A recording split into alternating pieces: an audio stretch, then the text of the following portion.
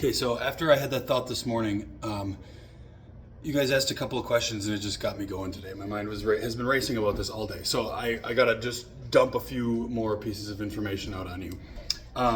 Feel free to fact check me.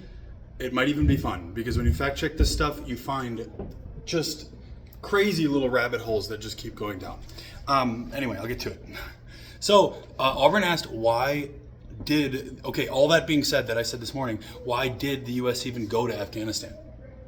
A lot of people's immediate thoughts are oil. If you ask the American public, I think several polls stated that most of the United States believes that the United States went to a war with Iraq because of oil. But Iraq's in a different situation. Afghanistan, although it's sitting on top of a lot of oil, it wasn't actually producing any in 2001 when the U.S. invaded. Afghanistan only started commercial oil production in 2013, which was 12 years after the invasion. Some people think that the United States wanted to put an oil pipeline through Afghanistan and Pakistan to transport oil to the Asian Soviet countries of the time. But that's not very strong evidence. It's really just a speculation. But there may be something to this still because the U.S. knew that securing post-war trade deals with Afghanistan would give them an energy foothold and another step towards energy independence, which has been a huge talking point in the United States since, as I'm aware, the Reagan administration. But I don't know anything before that. So this, likely played a factor. But really, in my opinion, and from everything that I've read about it, war is incredibly profitable. And if the U.S. is able to go to war, it can siphon hundreds of billions of dollars to U.S.-based companies like Lockheed Martin, like Northrop, all these big defense contractors that build missiles and jets and sell them to the United States military and the rest of the world. Because then these companies lobby money back to the politicians that fund them. So it's kind of like a nice little circle. And that is like the point where conspiracy theories begin. So you have to take everything with a grain of salt. But that is true. War is super profitable. Usually you hear about these massive defense budgets and all this money that gets funneled into war. A lot of times the justification from politicians is that, we're not actually spending this money outside of the U.S. It's going to U.S.-based companies, and that boosts the economy. And that's a really positive way of looking at mass murder. But that's always, when pressed, the answer is always that it's good for the economy. The type of war matters, though, and this is where it gets interesting, because it makes the U.S. response to Afghanistan kind of strange. If we declare war with another major power like China, the type of war that's fought is very different than what we fought in Afghanistan. Because think about the difference between Afghanistan and China and the people that we fought. So the U.S. not only has to fight, if we go to war with China, just think about China in a hypothetical scenario. We go to war with China, we not only have to fight a physical battle on the battlefield with China, we have to fight a cyber battle against the opposing government's army of hackers, which is a very real thing. And we have to fight a propaganda campaign from that government. We have to deal with nuclear weapon concerns. That's a major thing to convince the public that everything's okay. And just like nuclear talks around the world are always a thing among superpowers. We have to maintain a propaganda campaign within our own people that everything is going well with the war. And all of this is extremely expensive, and these expenditures don't come back to the politicians in lobbying dollars, like expenditures to Northrop and Lockheed do. So there's, I'll keep going. But if it's fought against a guerrilla army, like the Taliban, everything's different. Especially a guerrilla army that's founded by religious fundamentalism. Like the Taliban or its subsidiary Al-Qaeda, who we were fighting. You can push the war onward for 2 decades. You can pump trillions of dollars into it. You can do absolutely whatever you want to the citizens of the country that you invade. You can tell your own citizens whatever you want, and they'll believe you. And there was a massive propaganda campaign in the U.S. regarding the war to keep people from wondering why we were there so long, why we were spending so much money, killing so many people. Movies came out just to kind of make this like a more concrete thing that you can visualize of the way that the U.S. government propagandized this war. Movies were coming out every year with strange funding sources like Zero Dark 30, like The Hurt Locker, like American Sniper, and it emotionalized the conflict. It made it an emotional thing for a lot of people, and it glamorizes wars, and it creates a subculture that worships veterans. And here, this is a whole other thing: is how we live in a country that worships veterans, but ironically doesn't take care of them. They have lifelong injuries. We don't give them adequate funding for their lives after the war and their inability to find a career. Massively neglects their mental health needs, resulting in a crisis of suicide and mental health conditions among veterans. So it's strange how wars are propagandized, but people don't actually think past surface level of these things, because if you did, the whole thing falls to pieces. And it's really not that hard to see. So getting back to talking about the different types of wars, the U.S. claims it invaded Afghanistan because of the attacks on 9/11. Okay, so that's the official answer. Why did we go to war with Afghanistan? Because 9/11 happened. Because we were attacked on our own soil by these religious fundamentalists who hate us because we're free. And they say that it forced our hand.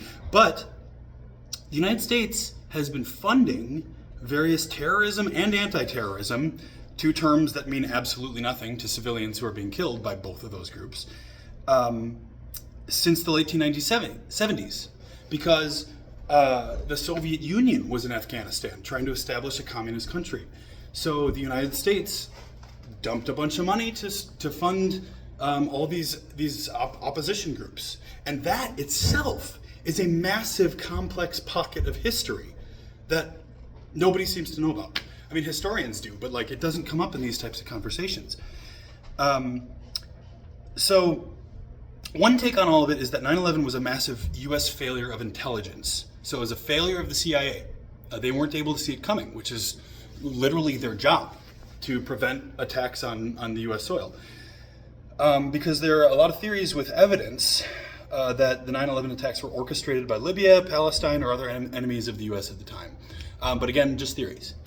So I don't really want to take the side of any of those theories. They could have truth, they could not. The U.S. also had a very confident approach that it could quickly win the war. That we could go in, win, get out. And also get out with some great trade deals, some great... I don't know. I don't know a lot about that, and I don't want to speculate. But so that we thought we could quickly win the war. And our initial campaigns were massively successful. Right away, we went in there, kicked ass, forced the Taliban into hiding, and then things just kind of kept going. We didn't have the opportunity to leave, and every time we would back out, the Taliban would come out of hiding and take back over. So it became very messy very quickly. So the question you have to ask is if the U.S. really ever considered peace with Afghanistan, which is kind of a different approach, because generally you think like, do we go to war or do we not go to war? You don't even think about the ideas of peace. So early on, Donald Rumsfeld, who was the Secretary of Defense in 2001, when we went to war with Afghanistan, even denied a peace deal. The Taliban came forward, offered a peace deal. If we give back Osama bin Laden, they would consider it. And we were kicking ass at that time. We had them on the run. We were firebombing the absolute Christ out of the entire Middle East, and they were like, all right, let's end this. And we denied it. We said no. Just because the United States thought that it could completely secure a solid victory, which is wild. And I'll tell you why. Sorry, I've got a lot here. You can stop right now if you want to. This is going to keep fucking going. When that first peace deal that was offered, it was in the U.S.'s favor. We denied it. The war continued, and 20 years later, President Trump at the end of his first term, brokered a peace deal that was heavily in the Taliban's favor, because the Taliban basically slowly started to trickle back into all aspects of culture. Afghanistan completely changed over the 20 years that we were there. So Donald Trump brokered a peace deal, and not a lot of people really realize this. A lot of people blame President Biden for it because Biden was the one who saw it through. But Trump brokered it, and it carried into Biden's term, and Biden upheld it, basically. So, and there were some changes made in Biden's term as well. So, I mean, if you're among the crowd that wants to blame a president for it, don't look at me. I have no idea. If you take all of this in mind and look back, the U.S. had its own internal reasons for going to war with Afghanistan. It's like looking at all of like the factors that were there when 9/11 happened. I mean, depending on why you want to believe 9/11 happened, if we orchestrated it ourselves, or if it happened from a bunch of Libyans in the airplane, or if it was actually Taliban insurgents, it doesn't matter. It happened, okay? And the United States is like, well, if we go to war, it's a really great opportunity to launder a lot of money. Like, you cannot deny that motivation was there. And now I'm going to talk about some really interesting theory behind that has existed for 100 years. Because Afghanistan is a perfect case study for war theory, because it lasted so long and cost so much money, cost so many lives, had no clear end in sight, but for some reason we just kept fucking going. And it's like the perfect case study for all of this. So, George Orwell, he wrote the book 1984. That's what a lot of people know him for. He was he famously said that a war is a state expenditure where the dollars spent benefit citizens of that country the least. So if you spend money on healthcare, it massively benefits citizens. If you spend money on roads, it massively benefits citizens. If you spend money on a wall to protect yourself from the savage Mexicans from the south, maybe it benefits people. I don't know. But war, there's really no way to prove that it actually benefits people, except for this idea of protection. Okay? Now think about the word protection. Also, before I get into protection, that's a huge thing. War is a state expenditure where the dollars spent benefit the citizens of the country the least, also allowing for the least amount of scrutiny on those scrutiny on those expenditures. Okay, so you don't have a lot of oversight on all of these dollars that are being spent.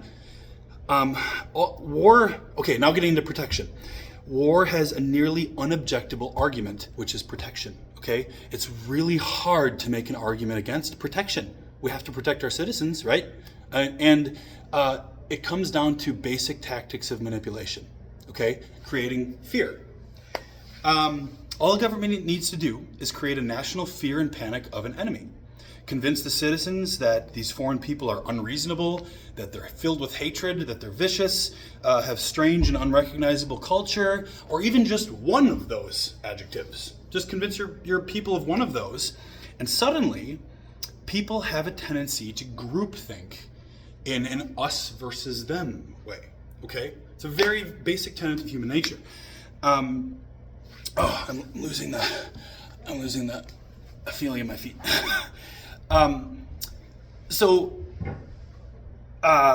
It leads to a very, very basic instinct of irrational group favoritism. Okay, so if you are part of a group and you're given a red flag, and there's another group and they're given a green flag, after a couple days, you guys are going to come up with slurs for each other, the greenies or whatever. You come up with irrational hatred for the other group, meaning it doesn't really have a rational basis to it. It's just hatred. And everybody wants to say that they would never do that, but everyone does it because it's just what people tend to do. Even animals do it. And it's exploitable. Governments use that in their favor. So when a country that has no infrastructure to create propaganda and the cultures in that country are underrepresented in the US, protection from the savages is really easy to sell. Like Afghanistan, it's very large Muslim, or Islam, same thing, population. Islam is very underrepresented in the U.S., and the culture of that country is completely different. Socioeconomic pyramid of that country, completely different. Afghanistan could not be more different than the U.S. So it's very easy to look at as an American citizen and be completely estranged by it. And that fact alone makes it very easy for the U.S. to use a simple propaganda campaign to make Americans dislike them, distrust them, and basically unobjectionably support the war against them. I'll move on. I know I just kind of over-explained that. Now let's look at the Pentagon. Pentagon budget has increased by roughly $20 billion each year just in the past 5 years today. And we're talking about this idea of protection as an argument for the government getting away with whatever it wants. The Pentagon has between $9 and $11 trillion, $9 and $11 trillion in unaccounted adjustments. I'll explain what that is. That's over the past 25 years, okay? So I know it's a long time span, but it's a lot of money. What that means is that they illegally spent, moved, or deposited money without reporting it, okay? When you get to that level of government, the word illegal is kind of hard to back up because the government can basically do whatever it wants. But and if it's not legal, sometimes they reinterpret rules and make it legal. But if any other branch of government did that, they would be audited and penalized. But this idea of protection is so powerful, it allowed the Pentagon to operate with near impunity and constantly increase its budget. And anytime people needed a justification, well, we need to protect ourselves. And how do you argue with that? You know, it's an infinitely back-upable argument, if that's a good way to put it. Okay, so all of this being said, if you can't tell, I'm a very passionate pacifist. I'm very against war. Bertrand Russell said that impulses in the favor of aggression must be met by antagonistic impulses that are equal in intensity. Okay? So what that means is that there's a really passionate drive for war in the U.S. There has been for a very long time, and it doesn't really make a lot of sense. And it's like, I guess not that it doesn't make sense. It's just like if you look back and try and create a rational argument for it, take all the emotions away of why we go to war, you know, and make a rational argument, it doesn't hold up. It's a house of cards. It just falls. It doesn't make any sense. So the passions for war need to be met with equal passions against war. But it's just a strange thing. You don't really. It's hard to think of what a passionate pacifist would look like, because pacifists you usually think of as people who are very, you know, calm and just don't want war and don't want any aggression and really it has to be as logically based and it has to be just as passionate. Otherwise it might not even, you know, it may as well not exist. And there is so much more to the Afghanistan war. A big part of all of this is that people like to simplify. They like to reduce reasons for big political moves, okay? And they do it to prove some political point. So when people make simple arguments for this kind of stuff, it should immediately throw up a red flag, because nothing about any of this is simple. And war is always a conflict between conflicting national interests, okay? And they're always complex. They always have a lot of history involved and allies involved. And it's never just, a couple planes flew into our twin towers because they hate us because we're free. Hearing people say that drives me up the wall, and people really believe that. But if you really study it, you'll always find that there's no real reason that it had to happen. And avoiding it would have always proved more creative than entering it. It's a quote from Albert Einstein. Albert Einstein said that though war in the past has solved problems that exist already, war has never proved creative. It's never built or created anything out of nothing. And I'll move on. Only a little bit left, I promise. So I appreciate you guys, because if I say this kind of stuff, like this stuff just bounces around my head and I can't say it to anyone because people get emotional about this shit. And it drives me nuts. People get emotional about veterans, and people get emotional about conflict, and people get emotional about foreign people, and people get emotional about protecting their families. God, the words protecting your family. It's like, it drives me nuts. Because phrases like, okay, if I were to say this to someone, I get these phrases like, our troops fought and died for you, to stand there and say that it wasn't necessary. And a statement like that means absolutely nothing. But it's still very hard to object to. So the absence of emotion usually allows people to really understand this kind of stuff. And that's why I appreciate you guys hearing me out. So, all right, last point here. Really, the only political talking point that I care about here is pacifism. I don't care about abortion. I don't care about marijuana legalization. I don't care about gun control. I don't care about other talking points that Americans have been debating and getting nowhere on since the 1940s. To me, pacifism is worth knowing about because it's real and it's powerful. And if we were to actually succeed in putting pacifistic ideals into one of the two political parties, it would free up a massive budget for us to spend internally. It would save millions of people in the world from horrible death or suffering through oppression and the poverty that's inherent with war, because entire cities get leveled or government budgets get spent on bombs and nukes. And also, being a pacifist just means that you actually get to practice real empathy and compassion in a big scale. Like, just trying to be a good person in life is hard, but you can do it. You can do it. Like, you can learn to do that on your own. But if you implement, like to me, the only political ideal that actually shows empathy and compassion is pacifism. You don't see it anywhere else. There's always weird motives for things or weird rational arguments for things, and it never comes down to real values. And if you spend, like, I grew up Christian, you guys are Christian, like, Christ was a pacifist. Okay, that's my next big point here, is like, I skipped a bunch of stuff, but that's okay. I want to get to the point here. If you choose the Christian path in life, you come to a lot of moral crossroads with what Christian culture believes. Okay, right? Like the religious right. I don't want to get too far into this because I don't want to offend any of you guys, and I know you guys, and I know everybody tries the best that they can to live a moral life, and that means a different thing for a lot of people, and that's totally okay. But I sincerely believe that Christ was a pacifist, and if you choose a Christian path in life, you undeniably want to live a life like Christ.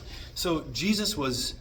He healed the wounds in the Garden of Gethsemane. The soldiers were fighting. One of them cut another one of their ear off. So they were in battle. He stopped it, healed the ear, and asked, why would we get to the point where we would even draw our swords? And the whole saying of living by the sword. And then I'll just give it one more example because there's a million. But he famously denied aggression when he said it's said that there's an eye for an eye and a tooth for a tooth, but love your enemies and pray for those who persecute you. Turn the other cheek. If a man steals your tunic, offer him your cloak. Like, to me, there's really no real reason not to. There's a moral reason for it. There's a socio-political reason for it, but you don't see it in today's society.